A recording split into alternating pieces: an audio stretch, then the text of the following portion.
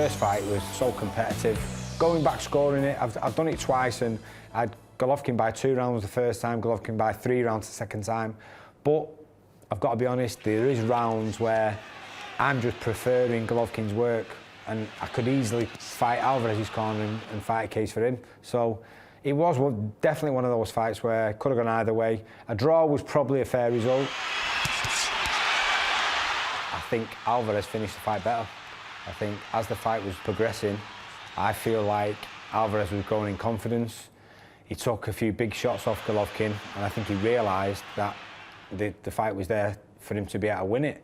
If Alvarez can start the fight the way he finished the last fight, then he's got a great chance of winning. It's always going to be a very competitive fight because the styles blend nicely. You know, Alvarez is a real sharp-shooting counter-puncher. He's a good body puncher, he gets you on the way in. Golovkin, even though he has boxed a couple of times on the back foot when he's had to, he's, you know, very rarely had to do that. No one's really put him on the back foot.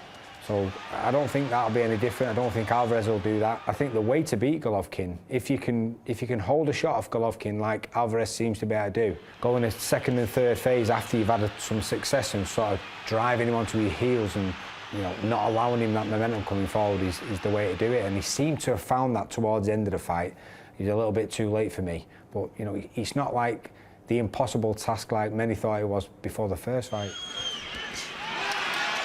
Can Golovkin do a little bit better than last time? Probably. I think he got hit a little bit too much last time.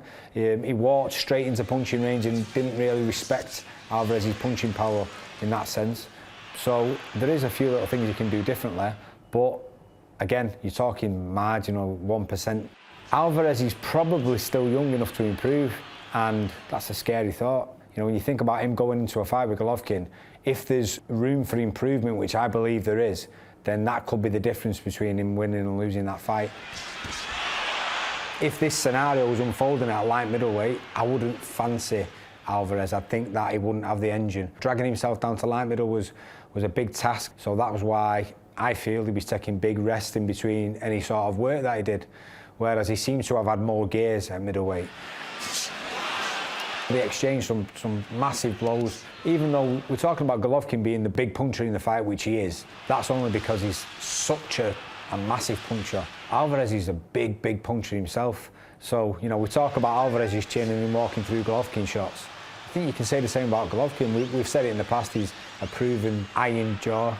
I think Alvarez gained confidence in his ability to hold the shots during the fight rather than Golovkin. I think Golovkin always knew he was going to be able to take Alvarez's shots. I'm not sure who to go with. I've got to be honest, early on I was thinking Alvarez because of the way he finished the last fight, but the more I'm thinking about it now, I think Golovkin could have picked up a few little things. I think he maybe even underestimated Alvarez's punching power a little bit. You know, we always knew he was a skillful fighter, but I think Golovkin maybe underestimated his power, and he won't do this time. If he had to put my house on it, I'd probably go Golovkin on points, but it's not with any confidence. It's going to be a fantastic fight. Style-wise, it can't be anything but a good fight, which I'm glad about because too many times the big fights let us down. This can't fail to live up to expectations, and I'm just going to toss a coin and sit back and enjoy.